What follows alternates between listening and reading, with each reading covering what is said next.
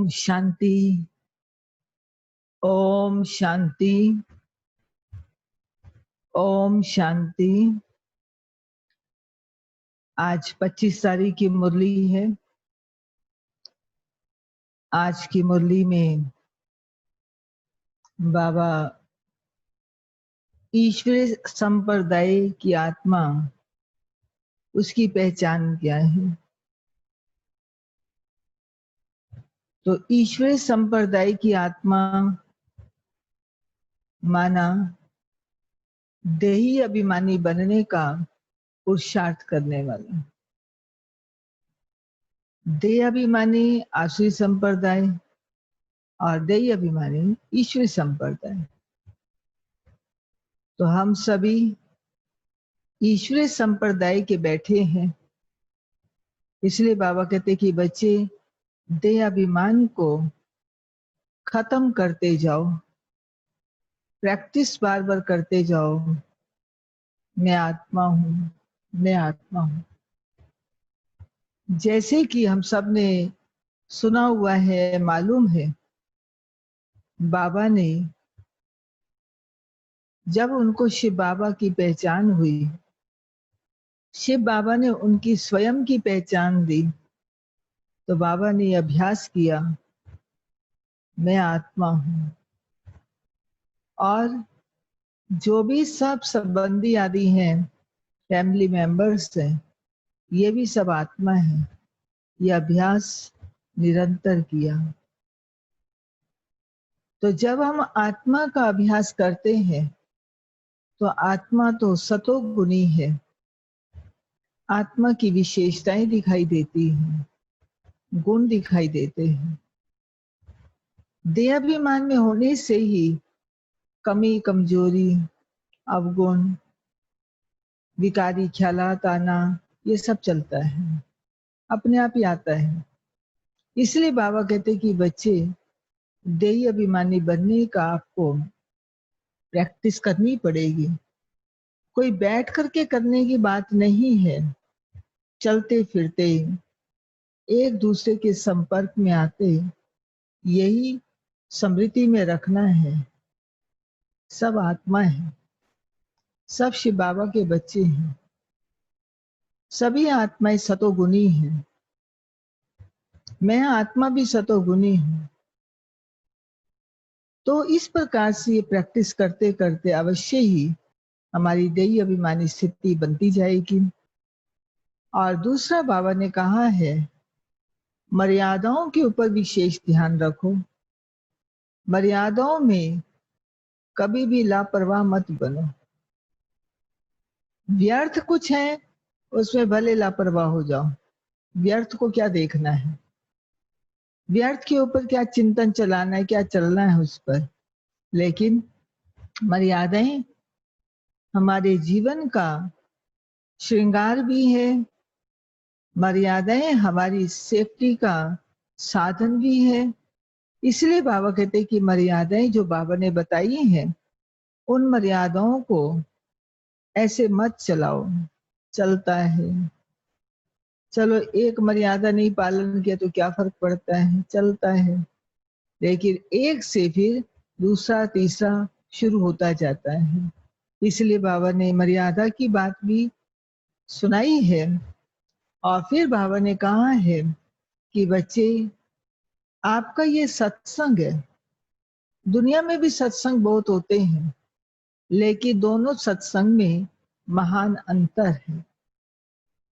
और वो क्या महान अंतर है, वो हम मुरली में सुनते हैं। बाबा ने आज क्या अंतर बताया है, तो सुनते हैं आज की मुरली। सार है, मीठे बच्चे देह अभिमान छोड़ देही अभिमानी बनो। देह अभिमान छोड़ देही अभिमानी बनो। देही अभिमानियों को ही ईश्वरीय संप्रदाय कहा जाता है।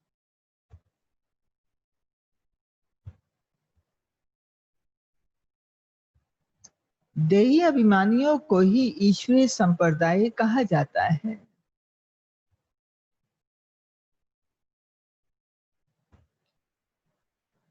प्रश्न है, तुम बच्चे अभी जो सत्संग करते हो यह दूसरे सत्संगों से निराला है कैसे?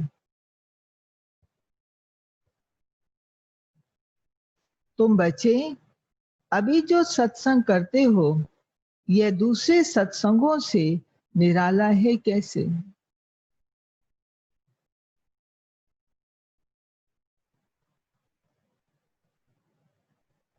अब इस सत्संग का निरालापन सुनते हैं।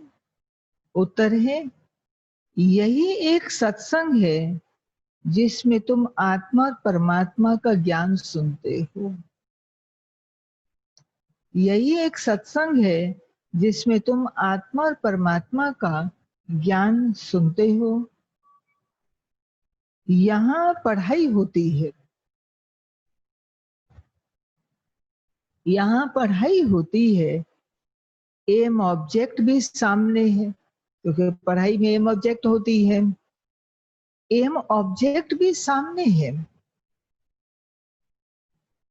दूसरे सत्संगों में ना पढ़ाई होती, ना कोई एम ऑब्जेक्ट है। दूसरे सत्संगों में ना पढ़ाई होती, ना कोई एम ऑब्जेक्ट है।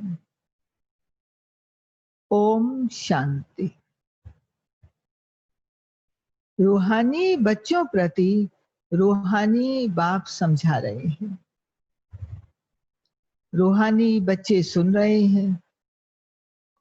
पहले पहले बाप समझाते हैं, जब भी बैठो तो अपने को आत्मा समझकर बैठो। जब भी बैठो, बाबा की याद में बैठते हैं तो भी पहले अपने आप को आत्मिक समृद्धि दिलाओ, और मुरली भी सुनते हैं तब भी अपने आप को आत्मा की समृद्धि दिलाएं कि मैं आत्मा स्टूडेंट बनकर के सुप्रीम टीचर के सामने पढ़ने के लिए बैठ रही हूँ। ये समृद्धि विशेष रख करके ही बैठे। देह ना समझो। देह अभिमानी को आश्रय संप्रदाय कहा जाता है। देही अभिमानियों को ईश्वरीय संप्रदाय कहा जाता है। ईश्वर को तो देह है नहीं, वह सदैव आत्म अभिमानी है। वह है सुप्रीम आत्मा, सभी आत्माओं का बाप, परमात्मा अर्थात ऊंचे से ऊंचा। मनुष्य जब ऊंचे से ऊंचा भगवान कहते हैं तो बुद्धि में आता है वह निराकार है। निराकार लिंग रूप है। निराकार लिंग की पूजा भी होती है। वह है परमात्मा, यानी सभी आत्माओं से ऊंच है। वह भी आत्मा, परंतु ऊंच आत्मा। वह जन्म मरण में नहीं आते हैं। बाकी सब पुनर्जन्म लेते हैं और सभी है रचना। रचयिता तो एक ही बाप है। ब्रह्मा विष्णु शंकर भी रचना है। मनुष्य सृष्टि भी सारी रचना है। रचयिता को बाप कहा जाता है। पुरुष को भी रचयिता कहा जाता है। स्त्री को एडॉप्ट करते हैं, फिर उनसे क्रिएट करते हैं। मना बच्चों का जन्म होता है, पालना करते हैं, जन्म देते हैं, पालना भी करते हैं। एक काम पिता नहीं करता है, माता पिता दोनों नहीं करते हैं, तो कौन सा काम नहीं करते? विनाश नहीं करते हैं, खत्म नहीं करते हैं। बाकी स्थापना पालना जरूर करते, जन्म देते हैं और पालना करते हैं। और जो धर्म स्थापक होते हैं वे भी क्रिएट करते हैं, फिर उनकी पालना करते हैं। विनाश कोई भी नहीं करते। बेहद का बाप जिसको परमात्मा कहा जाता है, जैसे आत्मा का रूप बिंदी है, वैसे ही परम पिता परमात्मा का भी रूप बिंदी है। बाकी इतना बड़ा लिंग जो बनाते हैं, वह सब भक्ति मार्ग में पूजा के कारण है। बिंदी की पूजा कैसे हो सकती है? भारत में रुद्र यज्ञ रचते हैं तो मिट्टी का शिवलिंग और शालिग्राम बनाकर फिर उनकी पूजा करते हैं। उनको रुद्र यज्ञ कहा जाता है।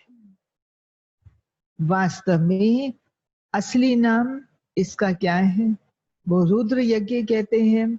बाबा कहते हैं जो मैंने यज्ञ रचा है, इसका पूरा नाम असली क्या है? अब आप सब बैठे होते तो पूछ लेती है, कोई भी कंप्लीट नहीं बताता है, लेकिन अब यहाँ जो बैठे हैं वो तो बता ही देंगे। दीपिका बहन बता देंगे पूरा नाम क्या है?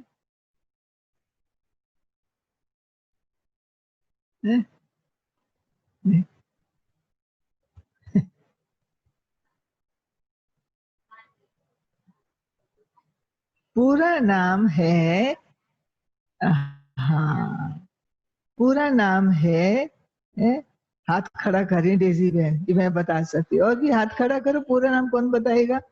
है दिनेश भाई, पूरा नाम ख्याल है?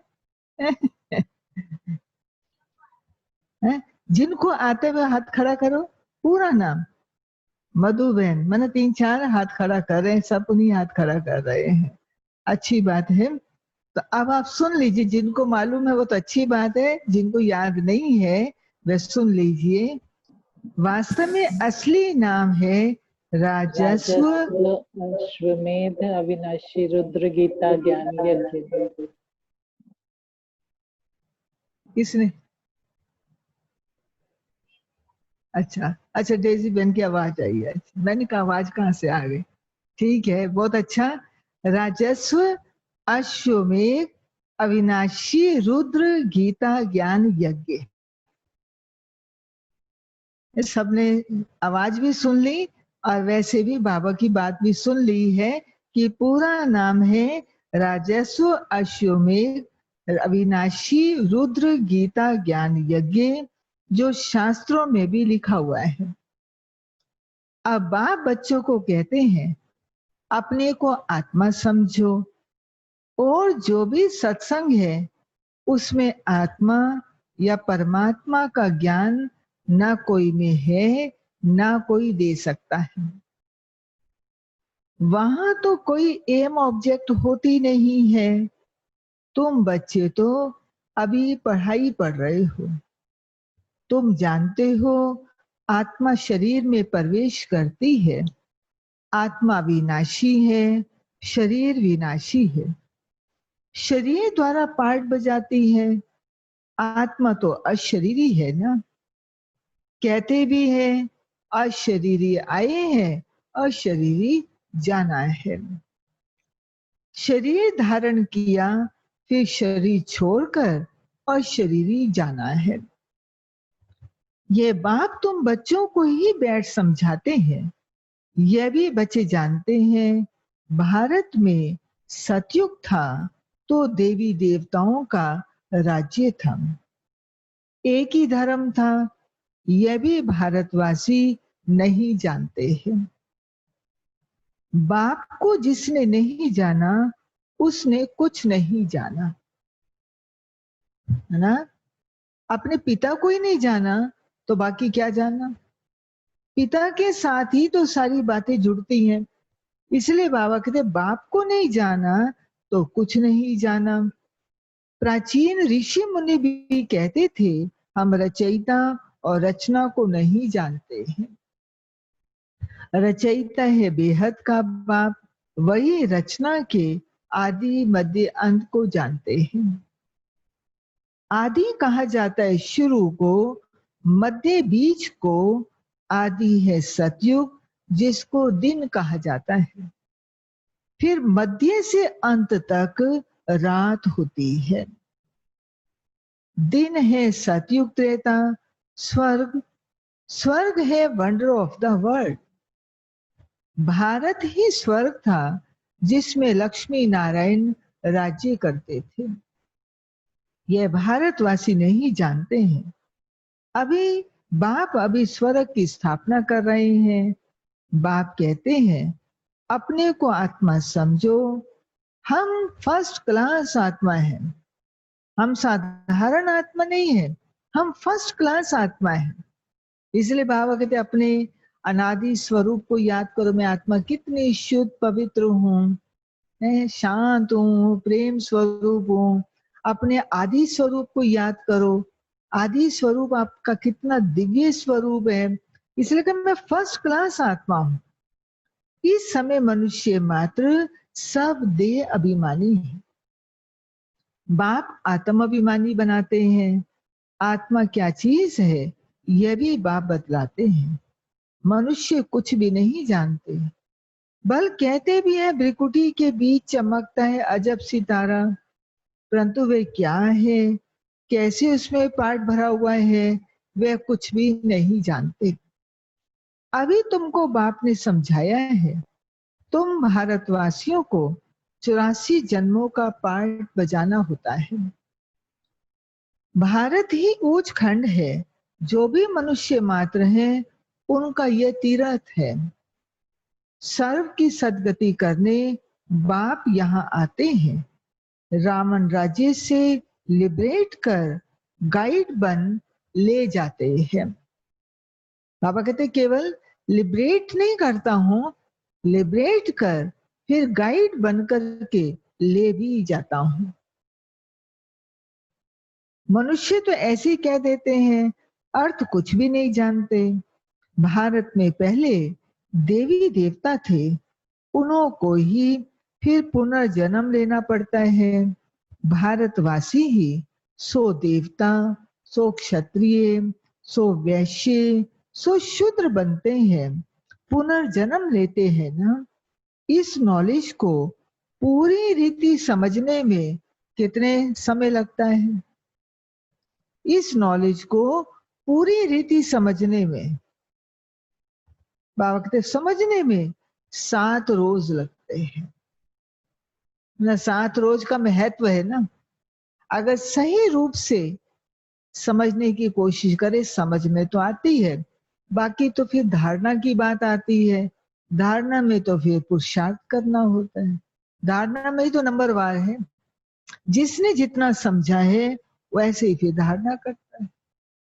बात समझने में भी नंबरवार होते हैं, क्योंकि बुद्धि तो सबकी अपनी अपनी है ना। बाबा कहते लगते तो 7 रोज हैं। पतित बुद्धि को पावन बनाना है। ये लक्ष्मी नारायण पावन दुनिया में राज्य करते थे ना। उन्हों का ही राज्य भारत में था और कोई धर्म नहीं था। एक ही राज्य था। भारत कितना सॉल्वेंट था। हीरे जवाहरातों के महल थे। फिर रावण राज्य में पुजारी बने। फिर भक्ति मार्ग में ये मंदिर आदि बनाए हैं। सोमनाथ का मंदिर था ना। एक मंदिर तो नहीं बनाया होगा। यहाँ भी शिव के मंदिर में इतने हीरे जवाहरात थे जो मोहम्मद गजवनी ऊंट भरकर ले गए।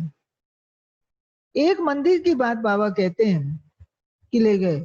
कितने ढेर मंदिर बनते हैं तो कितना कुछ ले गए होंगे। इतने माल थे।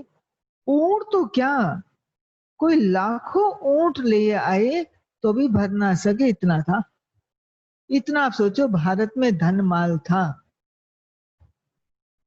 और आज भारत कैसा हो चुका है, कंगाल हो गए। लेकिन बाबा कहते कर्म का सिद्धांत है, चुकाना तो पड़ेगा ही। अब वो चुकाने का रूप कैसा भी होगा, आखिर तो भारत की चीज भारत में आएगी, रिटर्न करना पड़ेगा। मतलब मैंने किसी से कुछ भी लिया है, चाहे वो कैसे भी करके लिया है, लेकिन आज नहीं तो कल उसका रिटर्न तो करना पड़ेगा। इसलिए बाबा कहते हैं कि बच्चे कर्मों की गति को जरूर सामने रख करके चलो। ऐसे नहीं ठीक है चलता है, कर्मों की गति को हम भूल जाते हैं। हम कहते हैं चलो क्या फर्क पड़ता है, चलो किसी को ये चाहिए दे दो ना, अब ऐसे तो आप कोई भिखारी मांग रहा है राह चलते, आपको कहते जी पैसे दे दो, पैसे ही मांगते हैं, वस्तु नहीं मांगते, पैसा चाहिए उनको। तो क्या करेगा वो उस पैसे का? गलत उसमें यूज करेगा, आपका हिसाब किताब बनेगा। चलो कोई भूखा है, आप उसको भोजन करा देते हैं, वो अलग बात है, लेकिन आप पैसा दे करके अपना हिसाब किताब बनाते हैं, कहीं भी मिसयूज हो सकता है। इसलिए बाबा कहते जहां तक हो सके धन की लेन देन ना करो, क्योंकि धन अगर मैं किसी को देती हूँ और वो नहीं चुका पाता, संबंध खराब होते हैं। धन के मामले में तो संबंध खराब होते हैं, और ना केवल संबंध खराब होते हैं, फिर आगे भी चुकाना तो पड़ेगा ही ना। इसलिए काय को चक्कर में पड़ते हैं। अभी जहां तक हो सके अपने आप को समेटने की कोशिश करो, जहां तक हो सके। सतयुग में सोने हीरे जवाहरातों के अनेक महल थे। मोहम्मद गजनवी तो अभी आया, द्वापर में भी कितने महल आदि होते हैं। वे फिर अर्थक्वेक में अंदर भी चले जाते हैं। जो परिवर्तन आता है द्वापर युग में, अर्थक्वेक आती है, तो इतने महल माड़ियां जो थी, हीरे जवाहरात थे, कुछ तो किसमें चले गए, अर्थक्वेक में नीचे चले गए। खानियां बन गई, खानियों से तो अब निकलता है। रावण कोई सोने की लंका होती नहीं, रावण राज्य में तो भारत का ये हाल हो जाता है। 100% इरिलीजियस, रावण के राज्य में भारत की क्या हालत होती है?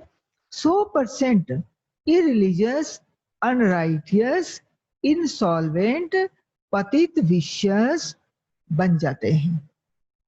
ये रावण की देन देख लीजिए, क्या बना देता है। 100% इरिलीजियस, अनराइटियस, इंसॉल्वेंट, पतित, विशियस। नई दुनिया को वाइसलेस कहते हैं। भारत शिवालय था जिसको वंडर ऑफ द वर्ल्ड कहा जाता है। बहुत थोड़े मनुष्य थे, अभी तो करोड़ों मनुष्य हैं। बाप मनुष्य से देवता बनने की तुम्हें क्या देते हैं? बाप मनुष्य से देवता बनने की तुम्हें क्या देते हैं? सुमत देते हैं, यानी श्रेष्ठ मत देते, जिसे श्रीमत कहेंगे। सुमत देते हैं, बाप की मत के लिए ही गाया हुआ है। तुमरी गत मत न्यारी है, इसका अर्थ कोई नहीं जानते। बाप समझाते हैं, मैं ऐसी श्रेष्ठ मत देता हूं जो तुम देवता बन जाते हो। अभी कलयुग पूरा होता है, पुरानी दुनिया का विनाश सामने खड़ा है। मनुष्य बिल्कुल ही घोर अंधियारे में, कुंभकर्ण की नींद में सोए पड़े हैं, क्योंकि कहते हैं, शास्त्रों में लिखा है, कलयुग अभी बच्चा है। 40,000 वर्ष पड़े हैं, 84 लाख योनियां समझने के कारण कल्प की आयु भी लंबी चौड़ी कर दी है। वास्तव में 5,000 वर्ष है। बाप समझाते हैं, तुम 84 जन्म लेते हो, ना कि 84 लाख। बेहद का बाप इन सभी बेहद का बाप तो इन सभी शास्त्रों आदि को जानते हैं। तब तो कहते हैं, क्या कहते हैं बाबा? कहते मैं सब जानता हूँ शास्त्रों को, तभी तो मैं कहता हूँ ये सब भक्ति मार्ग के हैं। जो आधा कल्प चलते हैं, इससे कोई भी मुझे नहीं मिलते। यह भी विचार करने की बात है, अगर कल्प की आयु लाखों वर्ष दे, तो फिर तो संख्या बहुत होनी चाहिए, जबकि क्रिश्चियन की संख्या 2000 वर्ष में इतनी हुई है। भारत का असल देवी देवता धर्म है, वे चला आना चाहिए, परंतु आतन देवता धर्म को भूल जाने के कारण कह देते हैं हमारा हिंदू धर्म है। हिंदू धर्म तो होता ही नहीं है। भारत कितना ऊंच था। आदि सनातन देवी देवता धर्म था तो विष्णुपुरी थी। अभी है रावणपुरी, वही देवी देवताएं 84 जन्म के बाद क्या बन गए हैं। देवताओं को वाइसलेस समझ, अपने को विशेष समझ उनकी पूजा करते हैं। सतयुग में भारत वाइसलेस था, नई दुनिया थी जिसको नया भारत कहते हैं। यह पुराना भारत है।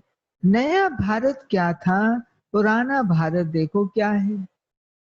नई दुनिया में भारत ही नया था, अब पुरानी दुनिया में भारत भी पुराना है। क्या गति हो गई है। भारत ही स्वर्ग था, अभी नर्क है। भारत मोस्ट सॉल्वेंट था, भारत ही मोस्ट इनसॉल्वेंट है। सबसे भीख मांग रहे हैं, प्रजा से भी भीख मांगते हैं। ये तो समझ की बात है ना। आज के देह अभिमानी मनुष्यों को थोड़ा सा पैसा मिल जाता है, थोड़ा हाथ में पैसा आ जाता है तो क्या समझते हैं, कहते हम तो स्वर्ग में बैठे। थोड़ा पैसा आ गया, कमा लिया अच्छी तरह, आ गया करोड़ 2 करोड़ 10 करोड़ समझो, कहते हम तो स्वर्ग में बैठे हैं। सुख धाम को बिल्कुल जानते ही नहीं, क्योंकि पत्थर बुद्धि है ना। ठीक है, धन से सुख तो मिलता है, लेकिन इस समय सबको पता है धन भी जो है सुखदायी धन नहीं रहा है। धन से हम साधन तो जुटा लेते हैं, लेकिन बाकी सब चीजें तो नहीं हो सकती। स्वास्थ्य जो है वो तो धन से नहीं हो सकता, हम स्वस्थ रहें धन से नहीं हो सकता। इसी प्रकार से मन का स्वास्थ्य रहे, वो भी धन से नहीं हो सकता है। तो बाबा कहते इसलिए पत्थर बुद्धि है ना, समझते नहीं है स्वर्ग कहते किसको है। अब उन्हें पारस बुद्धि बनाने के लिए 7 रोज की भट्ठी में बिठाओ, क्योंकि पतित है ना। पतित को यहाँ बिठा नहीं सकते, यहाँ पावन ही रह सकते हैं। कहाँ पर, मधुबन में। पतित को अलाउ नहीं कर सकते। सबको तो मालूम है ना, मधुबन यानी पांडव भवन। पांडव भवन में कोई भी बाहर का व्यक्ति नहीं रह सकता, सिर्फ ब्राह्मण ही रह सकता है। हाँ, और कैंपस में भले आके रहते हैं, मान लो जो ऊपर ही माउंट आबू में ही चाहे वो सुखधाम बना है या अन्य भवन और है, वहां रह जाएंगे, लेकिन अंदर नहीं। बाबा कहते ये इंद्रप्रस्थ की जगह है, इंद्र की जगह जो इंद्र सभा लगती थी, इसलिए यहाँ पतित कोई नहीं ठहर सकता है। बाकी सेवा के लिए जो है ज्ञान सरोवर बना है, शांति वन बना है, शांति वन में भी प्रोग्राम होते रहते हैं, बाहर के लोग आते रहते हैं, लेकिन पांडव में कोई भी अलाउ नहीं है। पतित को अलाउ नहीं कर सकते। तुम अभी पुरुषोत्तम संगम युग पर बैठे हो, जानते हो बाबा हमको ऐसा पुरुषोत्तम बनाते हैं। ये सच्ची सत्यनारायण की कथा है। सत्य बाप तुमको नर से नारायण बनने की राजयोग सिखला रहे हैं। ज्ञान सिर्फ एक बाप के पास है, जिसको ज्ञान का सागर कहा जाता है। शांति का सागर, पवित्रता का सागर, यह उस एक की महिमा है। दूसरे कोई की महिमा हो नहीं सकती। देवताओं की महिमा अलग है, परम पिता परमात्मा शिव की महिमा अलग है। वह है बाप, कृष्ण को बाप नहीं कहेंगे। अब भगवान कौन ठहरा, अभी भी भारतवासी मनुष्यों को पता नहीं है। कृष्ण भगवानुवाच कह देते हैं, वह तो पूरे 84 जन्म लेते हैं। चंद्रवंशी सूर्यवंशी, सो चंद्रवंशी, सो वैश्यवंशी। मनुष्य हम सो का अर्थ भी नहीं समझते हैं, हम आत्मा सो परमात्मा कह देते हैं, यह रॉन्ग है। अभी तुम समझाते हो भारत की चढ़ती कला और उतरती कला कैसे होती है, यह है ज्ञान, बाकी वह सब है भक्ति। सतयुग में सब पावन थे, राजा रानी का राज्य चलता था, वह वजीर नहीं होता है, क्योंकि राजा रानी खुद ही मालिक है। बाप से वर्षा लिया हुआ है, उनमें अकल है। लक्ष्मी नारायण को कोई राय लेने की दरकार नहीं है। वहां वजीर होता नहीं। भारत जैसा पवित्र देश कोई था नहीं। महान पवित्र देश था, नाम ही स्वर्ग था। अभी तो नर्क है, नर्क से फिर स्वर्ग बाप ही बनाएंगे ना। अच्छा, मीठे मीठे सिकिलते बच्चों प्रति माता पिता बाप दादा का याद प्यार और गुड मॉर्निंग।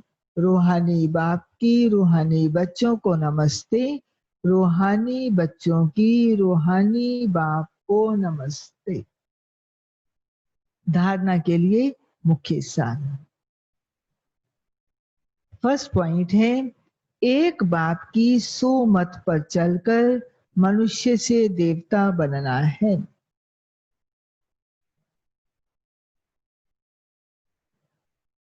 एक बाप की सुमत पर चलकर मनुष्य से देवता बनना है।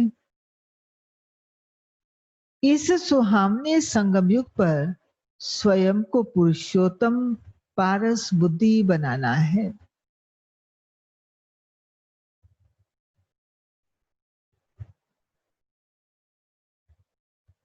इस सुहावने संगम युग पर स्वयं को पुरुषोत्तम पारस बुद्धि बनाना है।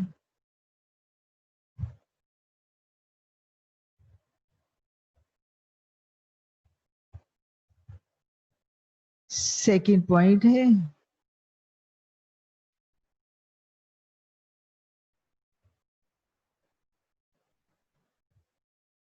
सात रोज की भट्ठी में बैठ पतित बुद्धि को पावन बुद्धि बनाना है।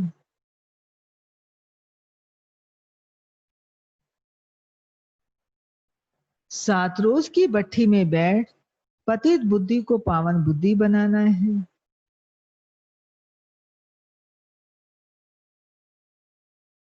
सत्य बाप से सत्य नारायण की सच्ची कथा सुन नर से नारायण बनना है।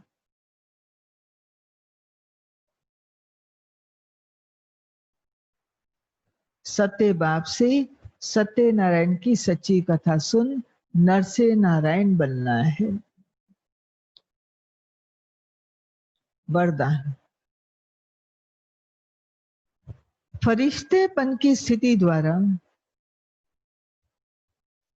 फरिश्तेपन की स्थिति द्वारा बाप के स्नेह का रिटर्न देने वाले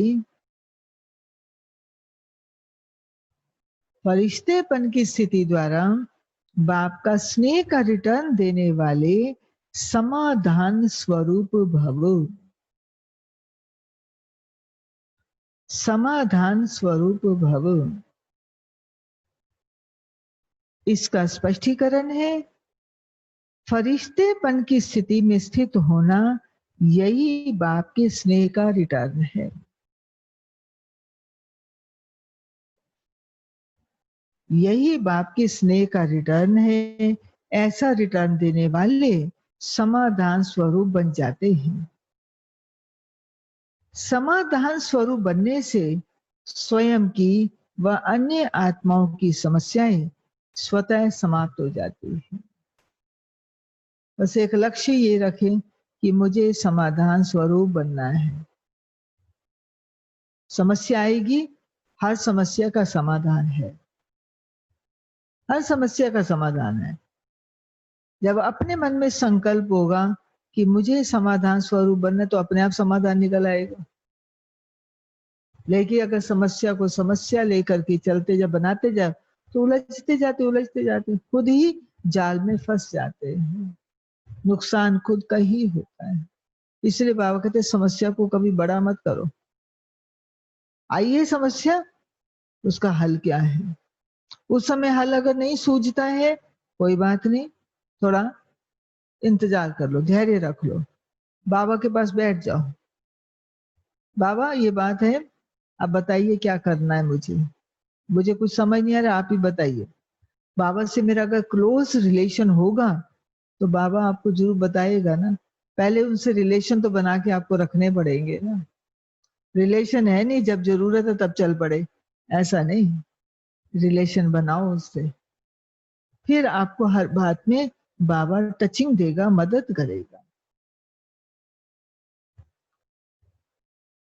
तो अब ऐसी सेवा करने का समय है, लेने के साथ देने का समय है। इसलिए अब बाप समान उपकारी बन पुकार सुनकर अपने फरिश्ते रूप द्वारा उन आत्माओं के पास पहुंच जाओ और समस्याओं से थकी हुई आत्माओं की थकावट उतारो। अपनी थकावट उतरी हुई होगी तभी तो दूसरों की उतारेंगे। खुद ही समस्याओं में उलझे पड़े हैं, थके पड़े हैं, निराश उदास हैं, तो दूसरों को कैसे करेंगे। इसलिए बाबा कहते कि बच्चे अपने आप को भी क्या करो, समाधान स्वरूप बनो और दूसरों को भी समाधान करो, थकावट उतारो। स्लोगन है, व्यर्थ से बेपरवाह बनो, मर्यादाओं से नहीं। व्यर्थ से बेपरवाह बनो, मर्यादाओं से नहीं। ओम शांति। तो सुनी आज की मुरली। तो ये सारी सभा कौन सी बैठी है? ईश्वरीय सभा बैठी है, देही अभिमानियों की सभा बैठी है। बाबा कहते देही अभिमानी ही ईश्वरीय संप्रदाय के हैं, देह अभिमानी नहीं। आता है रावण बीच में आ जाता है, देह अभिमान जागृत कराता है, कम नहीं है वो भी। लेकिन हमारा अभ्यास निरंतर चलता रहेगा तो अगर आएगा भी सीधे अभिमान, तुरंत खत्म हो जाएगा। अभ्यास को ना छोड़े, बस ये ध्यान हमको देना है, अभ्यास हमारा चलता रहे। जो बाबा ने आज विशेष देही अभिमानी की बात हम सबको कही है। बाकी तो बाबा ने कहा मेरी श्रीमत सुमत है ही किस लिए, देवता बनाने की मत है। यहाँ हम पढ़ते ही हैं देवता बनने के लिए। इसलिए कहा सत्संग और भी बहुत होते हैं और सत्संग से ये सत्संग बिल्कुल निराला है। यहाँ पढ़ाई है, एम ऑब्जेक्ट है। दूसरे सत्संगों में यह बातें नहीं है। इसलिए हम हर रोज पढ़ाई पढ़ते हैं। तो पढ़ाई पढ़ने की विधि भी क्या है, जो बाबा ने शुरू में कहा, जब बैठो तो अपने को आत्मा समझ करके बैठो। देह अभिमान में बैठोगे तो पढ़ाई की कुछ भी बात अंदर नहीं जाएगी, कुछ धारणा नहीं होगी। जब देह अभिमानी होकर के बैठेंगे तभी बाबा की बातें समझ भी आएंगी और समझ के साथ साथ हम उसको प्रैक्टिकल कर भी पाएंगे। इसलिए विधि यही है पढ़ाई पढ़ने की। तो ये बाबा ने मुरली के अंदर हम सबको बात कही है, तो ये ध्यान रखना है। समाधान स्वरूप बनना है, समस्या स्वरूप नहीं बनना। अभी तो आप औरों की समस्याओं को दूर करने वाले हैं, हम खुद ही अगर समस्या स्वरूप होंगे तो बाकी विचारों का क्या होगा। इसलिए मैं याद रखूं अपने लिए, मैं समाधान स्वरूप आत्मा हूं। बस चलो अभी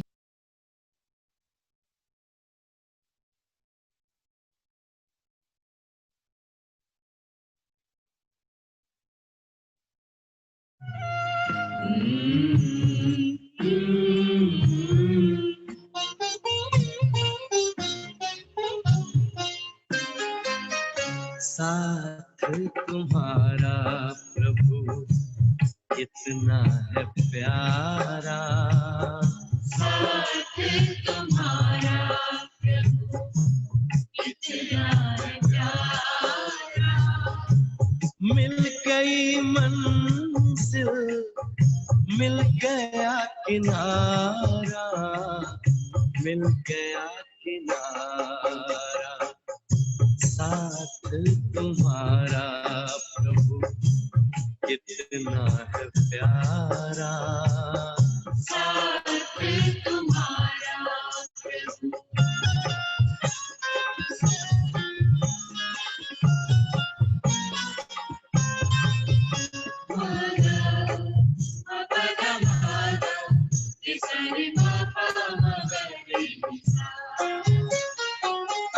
रोशनी ही रोशनी आती नजर है, अपना भंवर का डर ना ही फिकर है, ना ही फिकर है। हाथ में तेरे जब हाथ है हमारा, साथ तुम्हारा प्रभु कितना है प्यारा। साथ तुम्हारा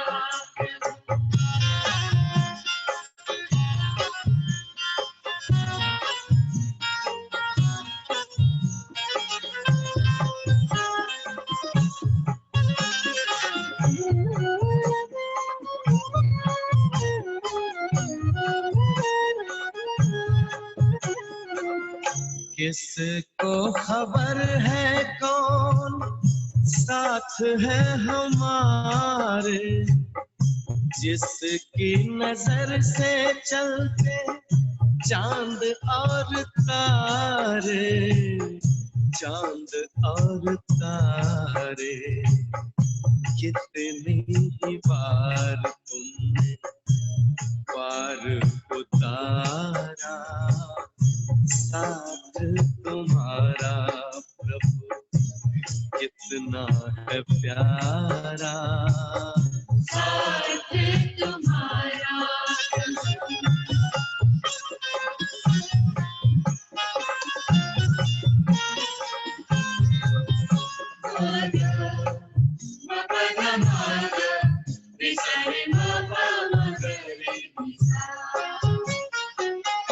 अपना गगन अब तो अपनी जमीन है, तू मिल गया तो फिर हमें क्या कमी है, हमें क्या कमी है। कितना हसीन लगता हर एक नजारा, साथ तुम्हारा प्रभु कितना है प्यारा। साथ तुम्हारा प्रभु कितना है प्यारा। मिल गई मंजिल, मिल गया किनारा, मिल गया किनारा। साथ तुम्हारा प्रभु कितना है प्यारा। साथ तुम्हारा प्रभु कितना है प्यारा। साथ तुम्हारा प्रभु कितना है प्यारा। साथ